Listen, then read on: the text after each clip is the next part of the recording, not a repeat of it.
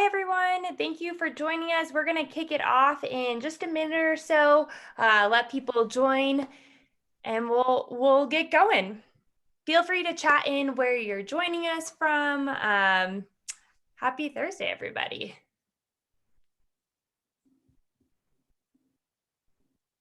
Looks like we got some more people tuning in. For those of you who are just joining, we're going to give it another minute, just letting people hop on. I know it's lunchtime around the US, so want to make sure everybody is jumping in. We'll kick it off in a minute or so, but feel free to chat in where you're joining us from.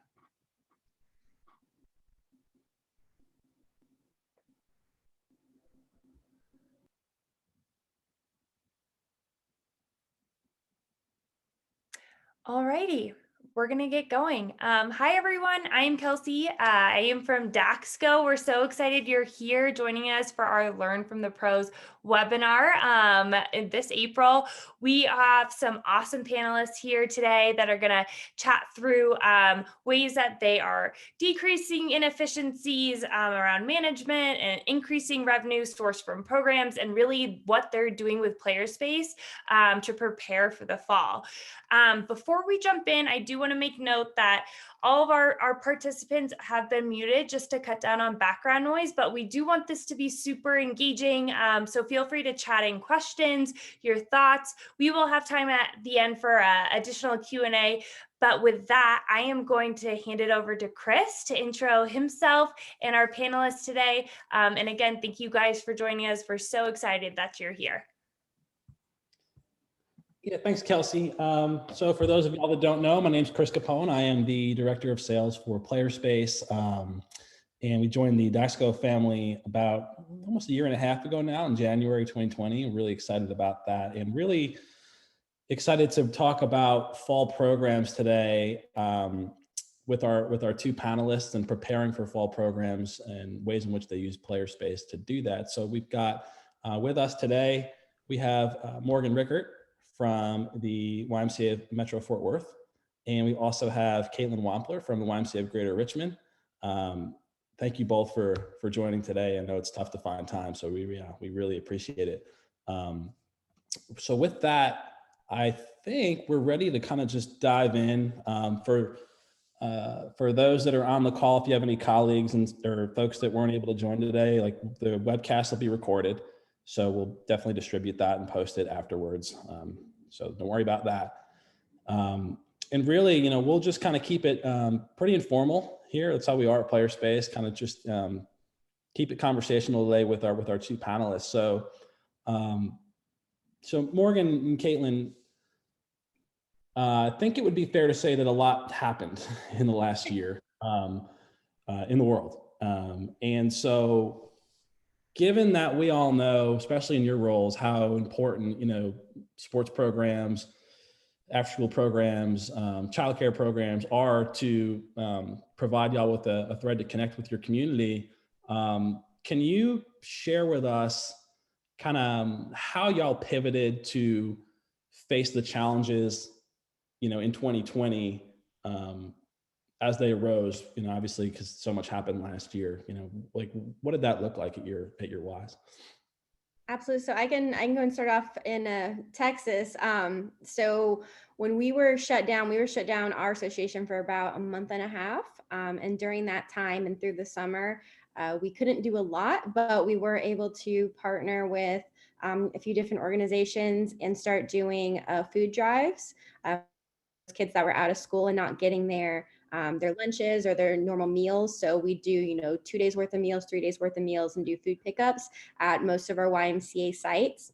But when we did get to reopen, we wanted, sports-wise at least, to be able to provide kids with an outlet. So many of them were out of school. They haven't seen friends. They haven't been, socializing with kids other than their family. And so we really wanted to provide an outlet for them, but also understanding that a lot of folks were not comfortable coming back to sports full time, or we had to be very careful of what we offered. So we did offer some summer clinics where we were able to held everything outdoors, limited it to under 10 participants. We asked parents really just to sit in their cars and watch at the field from their car. We were able to cone off one of our parking lots and do an outdoor basketball camp. So we still got to do basketball too. And it just provided the kids an opportunity to do something normal in such an abnormal time for them, which was awesome. Love it. Yeah. In Richmond, we were also shut down for a significant period of time. I think it was pretty much March through mid-May. And the first thing our association did was we opened up Camp Hope, which was a after-school program or a full-day program, really. It cost $15 a day to come, and then there were scholarships as well. So it was pretty inexpensive for parents of essential workers to be able to drop their children off. And so those of us who are typically sports directors or executive directors or operations directors, we're working in direct service with these children in the classrooms. And we provided that Camp Hope pretty much from March until summer camp started in June. So we like to joke around because some of the schools in this area have not gone back to school yet. So there is still some virtual learning going on, that we have been in summer camp since last March. It's been over a year that we've been in summer camp, and our youth development directors are exhausted. And we're about to go right back into summer camp again. So we've been doing that Camp Hope type, and then we went into summer camp. And in our sports end, while we were shut down and everybody was at home, the sports directors were providing virtual plans for sports for the people to do at home. So individual one-on-one things you could do with your kids in your front yard. And so we were doing that. It was daily plans that we were sending out every 2 weeks. And so we felt at the Y that it was our opportunity to reach people at home. Our wellness team put together videos for exercise at home. We were very, very busy. Those of us who were coming into the Ys and I came in with my kids a couple times and did some sports recordings of sports drills that you could do at home. So just trying to really be innovative and try to do some things and think outside the box. And then coming into when we started back up with sports, we did, like Morgan said, we first started with just practices and clinics in the summertime, and we brought our leagues back in the fall. So just trying to do things in a different way and just really provide opportunities for kids and their families to stay healthy and active during a crazy time. I think this past year, our pediatrician just told us that the average adult put on 2 pounds a month this past year. And so our place as the Y is to provide an outlet for wellness. And so we were reaching out to families through our virtual videos. We're reaching out to kids with our practice plans and our virtual videos, and really just trying to provide opportunities for the families to stay active and healthy. Yeah, I love that. And, so it sounds like, both of your associations were able to, and really most associations that we work with, really kind of answered the call, and we're able to to pivot and face the challenges that COVID threw at all of us in 2020, which is great because, how important the Y is obviously to everyone, to each local community that you serve. So it sounds like you learned a lot, in terms of not only your ability as an association to respond to a crisis, quickly and mobilize, but also, my guess would be that there were a lot of things that you learned about your community in terms of what it is that they expect and what they were looking for from your Ys. So, like, if you think about it from the standpoint of maybe what are some learnings that you had as a result of having to pivot in the way in which you did, that you are planning to capitalize on in 2020, or 2021, excuse me, maybe some things that that y'all did to answer the call that actually went over very well and now are just going to be a part of, regular life going forward. Is there anything that you learned in 2020 that you're planning to capitalize on and continue to do in 2021 and beyond, pandemic or not? Yeah, so we oh, go ahead, Caitlin, go ahead. No. So I think for us, one of the biggest things is that we learned that our community sees the Y as a safe place to be. And so we, following the governor's mandates, our governor in Virginia is a medical doctor. And so we have been very, very safe on the conservative side when it comes to, I'm not talking politically conservative side when it comes to safety measures. And so Virginia did very well for a long time in terms of the COVID numbers. And so the why has been, we realize that we're going to be that middle ground. And so we are going to have people way on this side that are not ready to come back. And so we're going to serve them at home. And we're going to have people on this side who think we're being too strict. And if we're in the middle and everybody and people on both sides are unhappy, then we're probably doing the right thing. And so I think people realize that we're going to take this seriously. And every time the governor speaks and has a new set of mandates come out, we adjust what we have.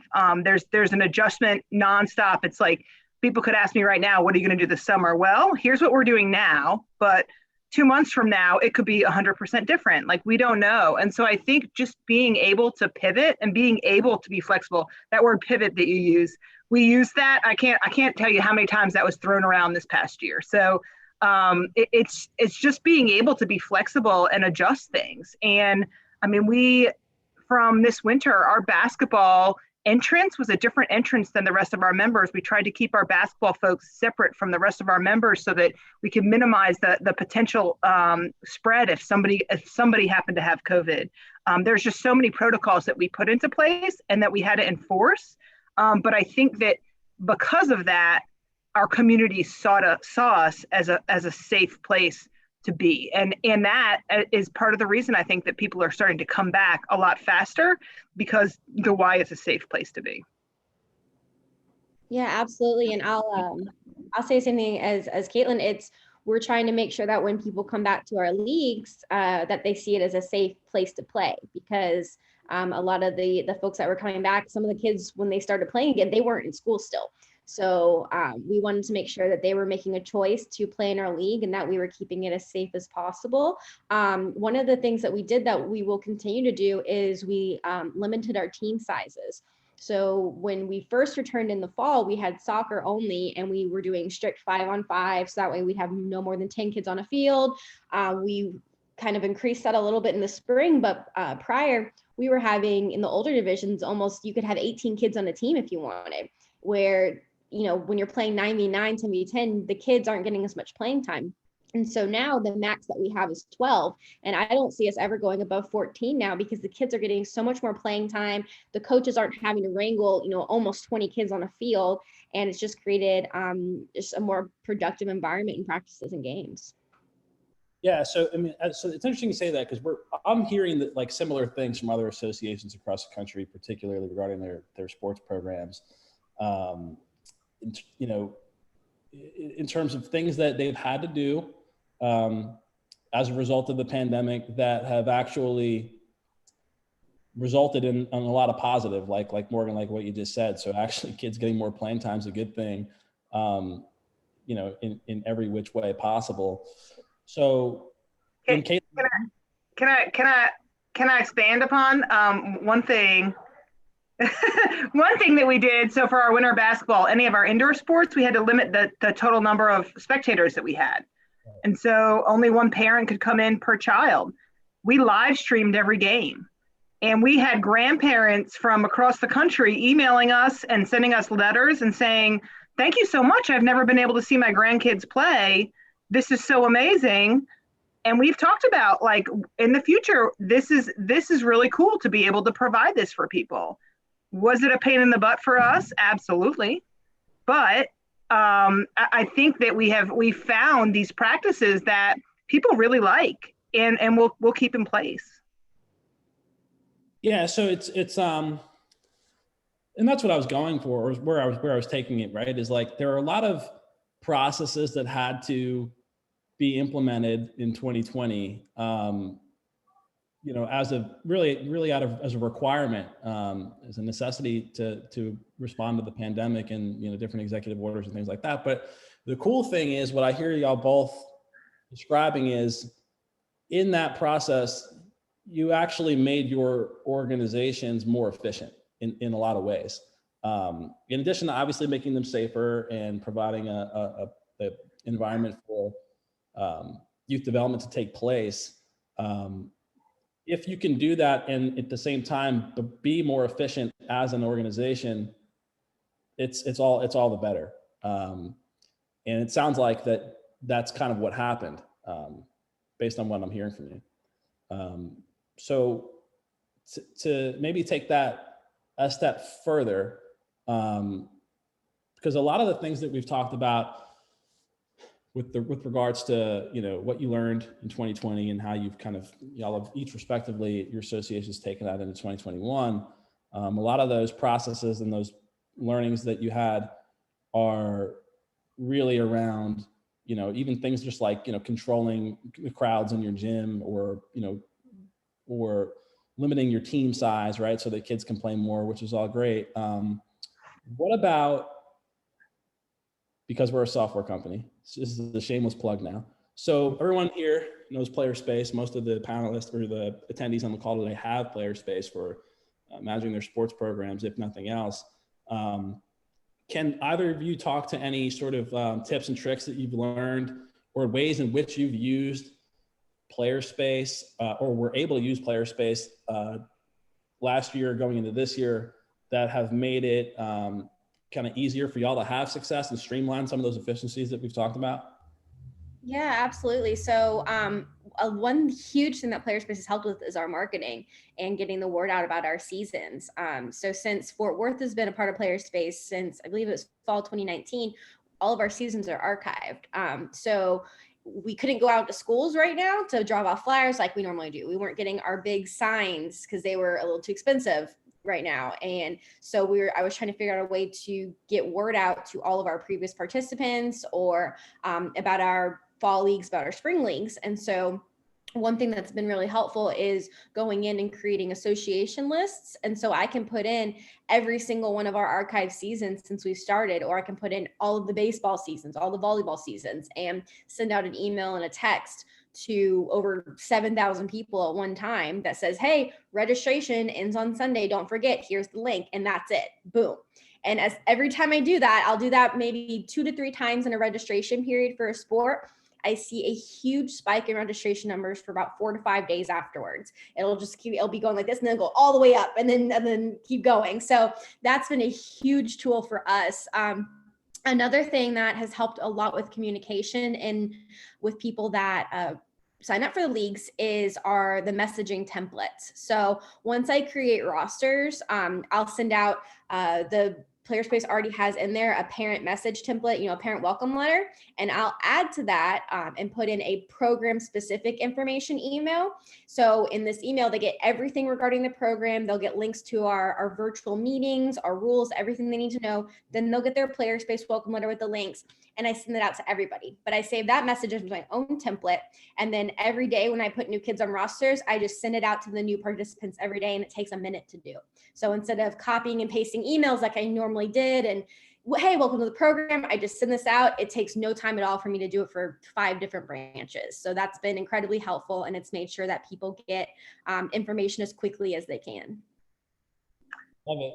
I love it. And it's also good to hear too. I'm sure, I know Christy and Kelsey are off camera right now, but I always get particularly excited when I hear about customers that are using the communication tools in Playerspace by building custom lists of previous participants. Like when you said that you're able to quantify that and you're able to actually see a spike in enrollment for a few days after sending out those emails through Playerspace, that's really one of the goals that we try to help our customers achieve.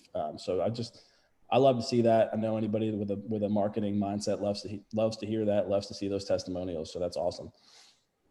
Yeah, so I took notes on what Morgan was just talking about, because that sounds, I haven't gotten there yet. So that's awesome. I'm excited about those custom lists.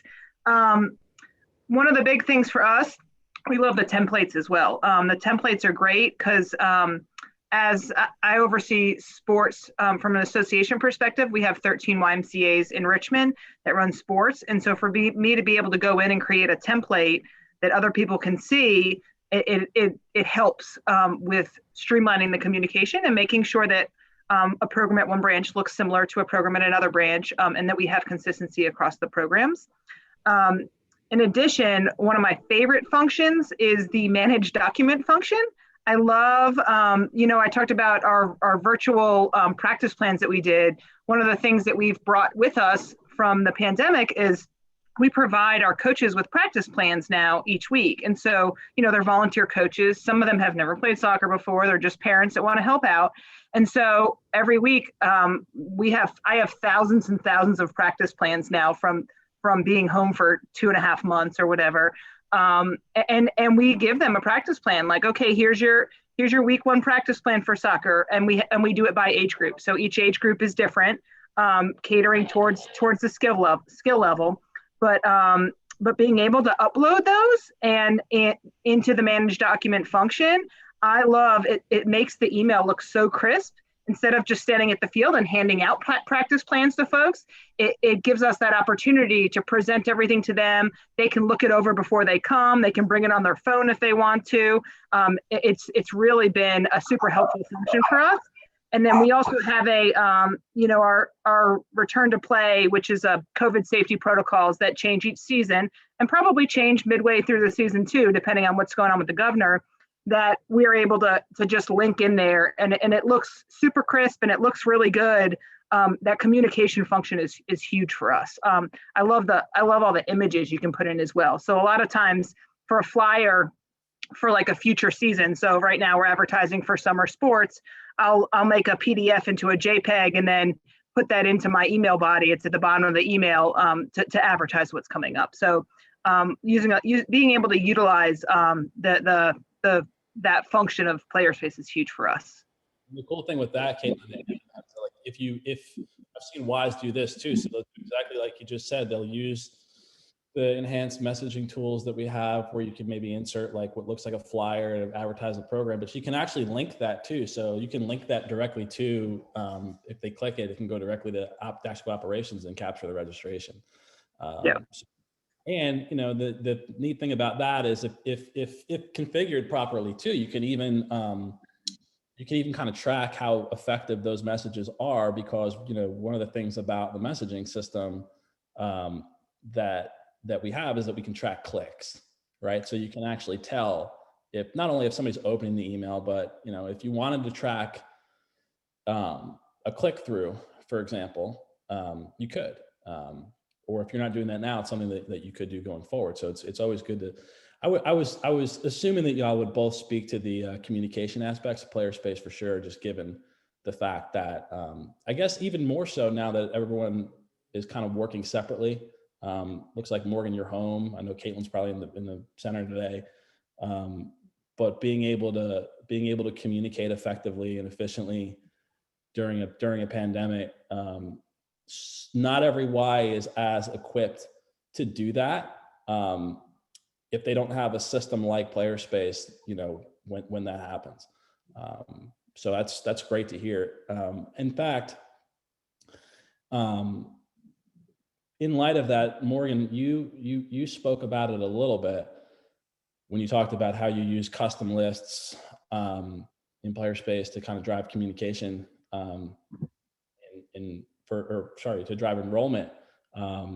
So is it fair to say that that's something that y'all will continue to do in Fort Worth as fall programs approach? Like, what are you guys doing now, either with Playerspace or externally, but like, what are some things that other associations or directors across the country should be thinking about, even now or in the coming months, to prepare for fall programs this year and to try to, control the communication and drive registrations? Like, what are things that you're doing to make sure that you guys can get back to normal in enrollment numbers as quickly as possible? Absolutely. So I will definitely continue to use those lists. They are an absolute savior. I love them. That will be continuing, and just the return we've seen on those, there's no reason to stop doing that. And so as far as, planning for sports, I realized very quickly this year that people are ready to return to sports, at least in North Texas. They are very ready to return to sports. we saw a 400 kid increase from fall to spring in just soccer. We added in volleyball and baseball, and all of our budget numbers have been blown out of the water. And I've already hit what I thought I was going to hit in the fall. So we know fall is coming, and we know fall is going to be even bigger. So with that in mind, the two biggest things that I can suggest is have a communication plan. So maybe in June, I know a lot of things start registration in July for the fall. So maybe in June, sit down and have a communication plan, because I know for myself, I have a plan and then something happens, I got to go paint fields, or I have to be in another site, or jerseys get delivered to the wrong place. And then something that I had on a sticky note just goes out the window. So if you have that plan written down of, hey, I'm going to send out emails and communication on these specific dates. I'm going to send out marketing materials. I'm going to post on Facebook these dates. A lot of that stuff you can plan ahead of time. But then that way you kind of know, hey, no matter what gets in the way, I know at least my marketing's taken care of because I've either already scheduled post or I know when I'm going to do it, so I can plan ahead. Another thing that honestly I've done is we're operating on slimmer staff, and I let the participants know that. I've been very candid with them on, listen, last year we had 10 people, this year we have 2. And then for some things I'm doing by myself. So, because a lot of them don't realize that. I had a lot of conversations in the fall with folks at the soccer field, and after I explained it to them, they were very shocked and like, wow, we didn't know y'all lost that many staff in each department. And so I've been very candid of, this is what I'm overseeing, and I'm doing this by myself. And so be patient. I will get back to you, but it might not be within the 2-hour time frame you want. And I've noticed a lot of folks now, after knowing that, are much more appreciative of the work we're doing, but they tend to handle things on their own some. The best example I have is I had a coach a couple of weeks ago that they had a conflict with one of their games. They weren't going to have enough players. And typically they would email me, ask if I can reschedule. I'd have to contact the other team, mess with the schedules, all that. He emailed me and said, hey, I know you're busy. I have a conflict. I already talked to the coach. The other team is good. We're going to reschedule for this day at this time. If a ref is there, awesome. If not, we'll handle it. And all I had to say was, thank you, sounds good. So typically that wouldn't happen, but now they know how hard we're working for their leagues. And so, I try to include as much information as possible. So your communication, kind of think through your head, what are little things people are going to ask? And I just include it. If it's a long email, it's a long email, but it saves me having 20 people email me the same question a lot of times. So that's really helped. Yeah, I think for us, the cross-marketing piece is super important. And so knowing that a lot of the same people that we serve in sports are also served in youth development and in our swim programs and as members. And so being able to use that DAXCO Engage, we use DAXCO Engage for a lot of our marketing in our association. And then being able to cross-promote in swim wins and promote the swim programs in Playerspace. So much of it is that your returning players, your programs will grow by word of mouth. And if you're running a quality program, that's how it's going to grow. And so in my weekly emails, I'm already promoting future programs, not fall quite yet. Just trying to do the summer right now. But once we get into about to start the summer, we'll be promoting the fall. So it's very cyclical with sports. So I guess for us, the big thing is using Playerspace and the current communication that we have going on to our advantage to be able to promote what's coming up in the future, so that people are aware and they know and the great thing is that it could take me like an hour to make a Playerspace message if I want to like sit down and put all these pictures in and make it look really nice and like all the links to different documents. But then it looks like a professionally done product. It does not look like my email would normally look. It looks like a professionally done product if I sit there and play with it for a little bit and then send it out. And that's, that saves our marketing department a lot of time and money. And that saves me from having to drive around to different preschools and hand out flyers to people. Saves us a lot of time and money as well. So the Playerspace component has been huge in our marketing. And I know that, all the other aspects of Playerspace, the swim wins aspect and the camp space aspect, we are all trying to work together to be able to cross promote everything that the Y offers. Yeah, being one of the things you said that I thought was cool was like, leveraging both DaxGo Engage, but also Playerspace for your communication. So like Morgan talked a little bit about how they use custom lists in Playerspace, which is really smart, right? In that regard, because like, if you think about it, your previous program participants, unless they've completely aged out of the programs, but your previous program participants should be, if you think about it in terms of low-hanging fruit for enrollment in the future, as long as you're providing a quality program, and I think more importantly than ever, like a program where the parents feel their kids are safe, that should be a returning participant for you. And as a Y does more with Playerspace, so like Caitlin mentioned, swim wins and camp space and care. And interestingly enough, both of your associations have multiple Playerspace modules as part of like the suite that we offer. It makes it easier to cross promote those programs because you're able to, in a sports program, to your point, Caitlin, if you wanted to create a list of everybody that has participated in maybe a sports program, but also a swim lesson in the last 12 months, 24 months or whatever, you could do that. And so maybe you're going to now be marketing to a swim lesson participant who's never been in your sports programs. And of course, the benefit for the parent is that even though that we have all these different modules that are, pieced together on the back end, the parent's experience is just singular. It's just Playerspace. They have one account for their family where everything resides in terms of schedules and communication and information. So I think that's great. One of the things that you both said, well, I think Morgan spoke to it a little bit more, and I'm actually curious to hear from you both on this topic is, Morgan, you talked about the increase in registration from, one season to the next. I think it was around 400 or so.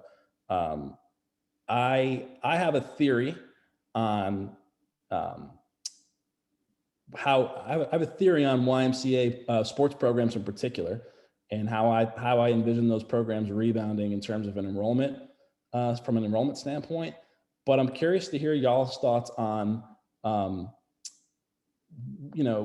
first of all, were you surprised by that jump in registration from season to season, and what you think is kind of driving that? And also, if you put any thought into, as an association, projecting what your future numbers may look like as the Y kind of comes out of this, pandemic and things return to normal.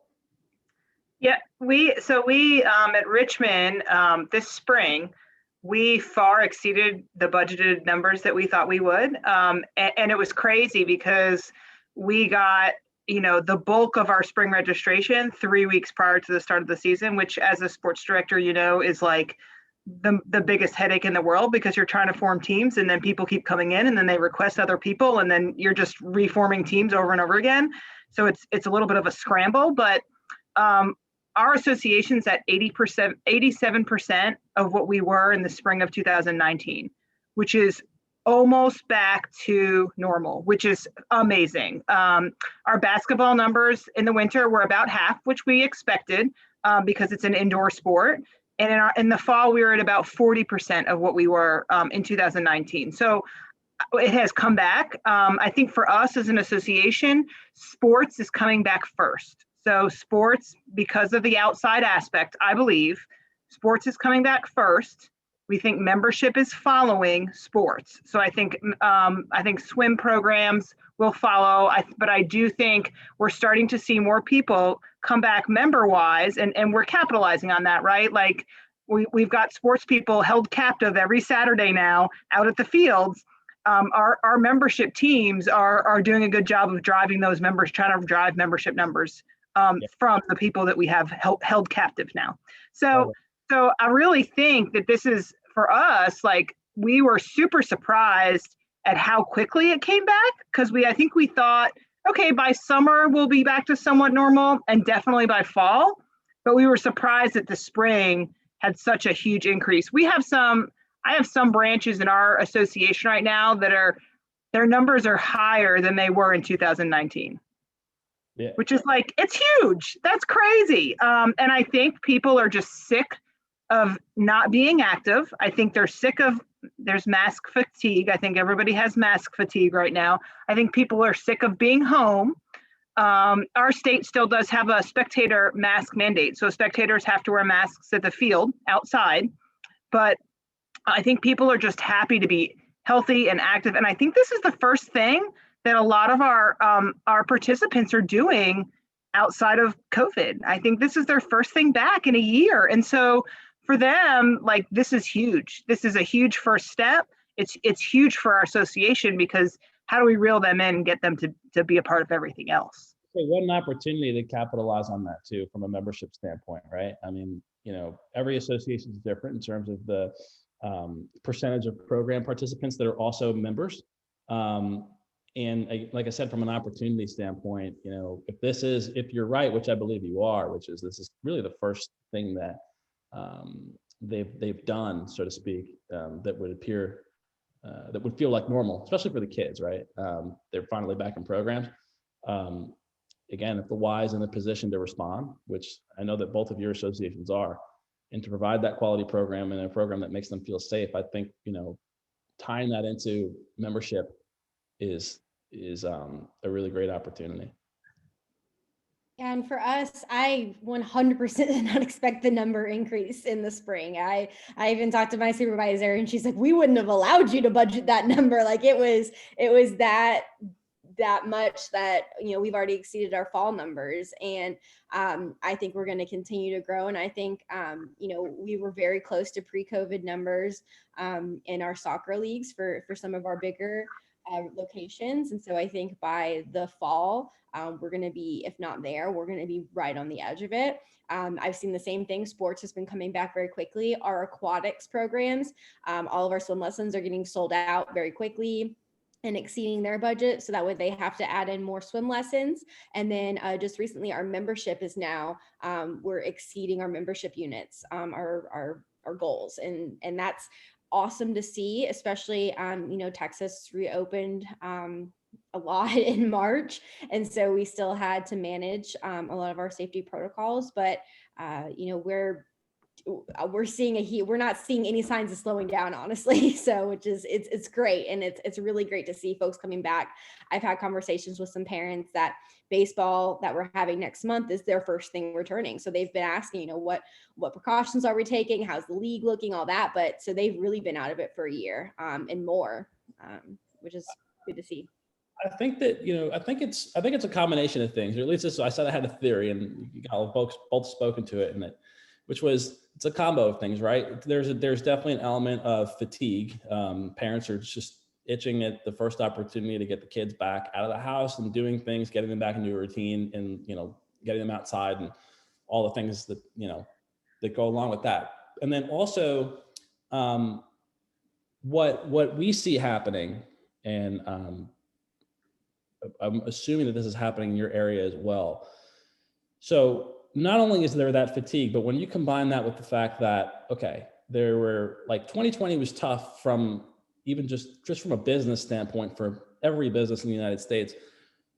The Y, what we've seen locally is that the Y has been fortunate enough to survive that pandemic versus maybe some of your competition that wasn't as fortunate, wasn't as financially secure as the YMCA, or maybe you were competing against volunteer-driven organizations like a lot of little leagues and Pee Wee football, like Pop Warner football programs and things like that, where not only when you take the fatigue that parents have had, combine that with the fact that not every one of your competitors was able to survive the pandemic in the way that the Y was, and then you add the third element in, which is, even with all the fatigue, and Caitlin, you spoke to it where you kind of alluded to it as like a spectrum, right? You got some folks who are still a little bit on the conservative side in terms of being afraid to come back to programs.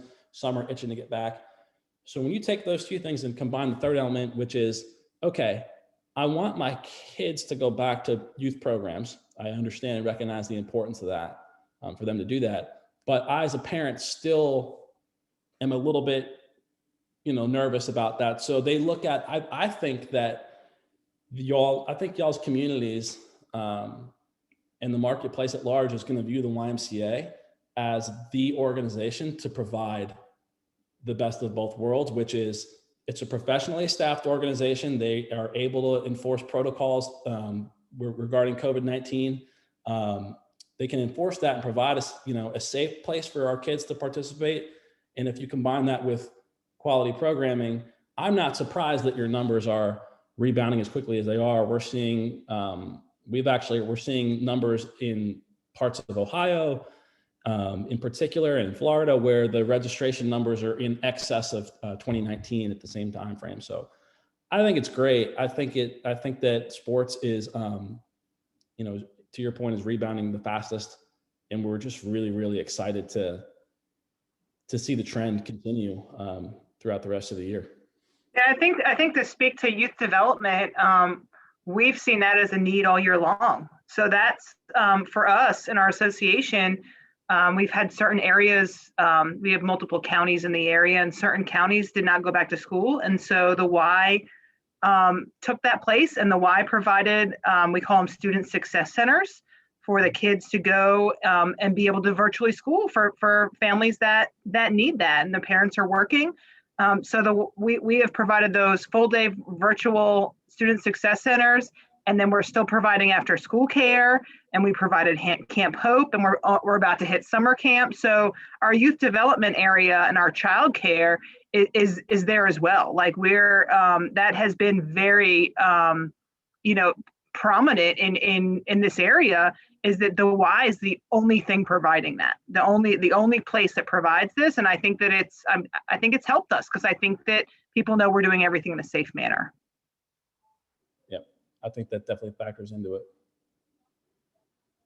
Absolutely. And the same thing, like Caitlin said, we ended up doing distant learning programs as well for our kids when they couldn't go back to school. And so a lot of our gyms were turned into classrooms for a few weeks. And it's definitely something that the parents, obviously they had to go to work, but they felt comfortable and safe bringing them to the Y. And I think that's going to be something that we can always go back to now if anything happens, or we need to provide that service. We have the tools and the resources to do it now. And the other thing too is that people remember who had their back, who was there for them in a crisis, right? So it's not just I really don't believe that what the registration spike that we're seeing, that you're experiencing, I don't believe it's a short-term thing.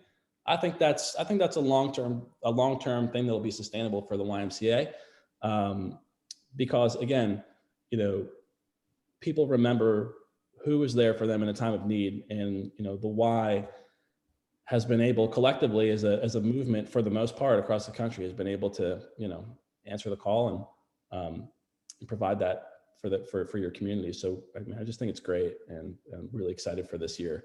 Yeah. Well, a lot of times also when we could not provide, when we couldn't provide the services, the swim lessons, when we were shut down, we did a lot of what Morgan said that they were doing. We were doing blood drives, we were doing food drives, we were doing technology drives for kids for school. Like a lot of these, the thing about the Y is that it's an establishment that we're here for the community, and we're here for everybody around us. And so we're not just here to provide swim lessons and sports and childcare. We're here, whatever the community needs, we're here for. Love it. Well, I really, really do appreciate the both of y'all being able to join us today. I know that it's, like I said, it's hard to find time, but I do think it was important to have this conversation today, because there was a lot of great dialogue and tips and suggestions and learnings that were shared with the community. And hopefully the attendees that were able to make it today found all the information valuable. Christy, I think, is on the call. Do we want to do any sort of QA, or are we concluding? How do you want to go about it? For sure. So now's the time for QA. If you guys have any questions for Morgan and Caitlin, please go ahead and chat them in. In the meantime, while people are submitting some questions, I just wanted to thank you both, Morgan and Caitlin, for joining us. And just a reminder that everything will be recorded and distributed out afterwards. So if you have someone on your team that you think really needed to listen in, go ahead and keep an eye out for an email from our team for tomorrow. And while there's questions coming in, Chris, there was one more kind of thing that, and I don't know, Caitlin, how you guys have done your coach and parent meetings now, since we can't. So one thing that might be helpful for other folks if you're trying to figure out how to proceed with those, and this is something I think we'll 100% be keeping because it has been a lifesaver. We've been doing our coach and parent meetings virtually. So what I started doing is I will pre-record them. We tried to do them live and we couldn't have people answer questions, and we had people keep unmuting and children screaming and all that. So what I'm doing now is I'm pre-recording a coach meeting, and then I'm pre-recording a parent meeting, and I go through, I share my screen and have the PowerPoint that I would normally use and go through that, and I record it so that way I send it out. I post it on a YouTube page that I created for our association, and then I email out those links. So that way, whenever people have time to watch the 15-minute video, they can watch it. And then also we can continue to send that out to new participants, because usually those meetings are done like 3 weeks prior to the season starting. So as soon as new people get it, that's included in their informational email, so they can do it. And then I can see how many people viewed it. And so if they say, hey, I didn't get any information, I say, well, I know a lot of people haven't watched my videos yet on YouTube. So, but it's been so helpful, and it's gotten, I think, a lot more people to watch it, because they can sit down and watch it anytime. They don't have to go and pack up the kids and go to a church and sit down and listen to me for an hour. They can just sit on their couch and watch it and get all the information they need. I love it. That's great. Actually, it's in fact, I'm actually surprised we got this far and that wasn't talked about. So I really appreciate you bringing that up. Yeah, we did coach Zooms. So like we would have a Zoom meeting for coaches, and it allowed us the opportunity to interact with them, which was great. And then I don't know if you've seen this, Chris, but one of our sports directors worked with our marketing team and created a brief little welcome to Playerspace how-to. And it's like, these are the main functions of Playerspace that you're going to use. And this is what will make your relationship with Playerspace work well. I always push people to the Playerspace app, because to me, that's the easiest snapshot of everything. I have 3 kids, and just to be able to see everything in one place is super convenient for me. And so I always usually say, get the Playerspace app, because you can see all your schedules in the same place, and you see what color you're wearing, what day, like it has the location of your field and your address and all that stuff. So in all one place. But I'll have to send you that little video that they created. It's super professional. It's really nice, but it's just a little like, here's what to expect and why we use Playerspace, and it's nice. I like it. I love it. I mean, and it'll give us ideas too, because maybe that's an example of, like, we're always trying to get feedback from our clients and our customers, because what that might result in is, maybe we have a standard template that we load into everyone's account now across the country, where you have a resource like that available to distribute. So you don't have to rely on having the bandwidth to produce a video like that.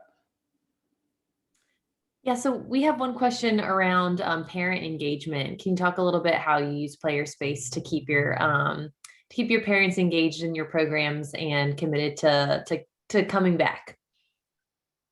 So one thing that I do on a communication standpoint is I send out a weekly email to the whole league for each sport. And so I do it per branch. So each branch might have something different, but every week they get, I write like a short little paragraph about anything cool that happened that weekend, or just something to start out the email. And then I'll include the important upcoming dates. And then anything, if I have to remind them about our safety protocols or pictures, and include the picture schedules, but anything going on in the league. And sometimes it's a very short email, and I send it every single week. So every Monday they know that they're going to get that email engagement from us. And then I also encourage them to use their team page to not just for communication from the coach, but also post pictures from the game. Post if you guys are going to go get dinner after a game or something, but use that as almost like your own little Facebook group page is how I describe it to them, because a lot of parents will then post, some of them post very professional pictures that I got some great ones off of the kids. And so just use it as a way to communicate and engage with your team as well. So that way it's not just, you see each other twice a week and you don't really communicate, but you have that other social media aspect to it. Same thing. We do a weekly email to all participants. We do ours on Thursdays because Saturday is game day. And so our season starts on a Saturday with Meet the Coach. And so we usually do it on Thursday. And then on the Tuesday of that week, I do a coach's email. So I'll email just the coaches with their practice plans for the week and any information that they need to know as coaches. And then that Thursday comes the email for the participants. But the weekly email, kind of same thing that Morgan said, with any new information, anything we want them to know, get some excitement going for the weekend. It's going to be a beautiful weekend. We're so excited to play, and just some snapshots of the weekend prior. Amazing. It looks like that is all of the questions that we have today. So if you guys have additional questions for Morgan or Caitlin, let us know. You can email us at marketing@daxco.com and we can get it to them. Or we can share information, but we're very excited to have you all on the call today. And just wanted to give an extra thank you for taking your time. All right. Have a great day. Thanks, y'all. Thank you.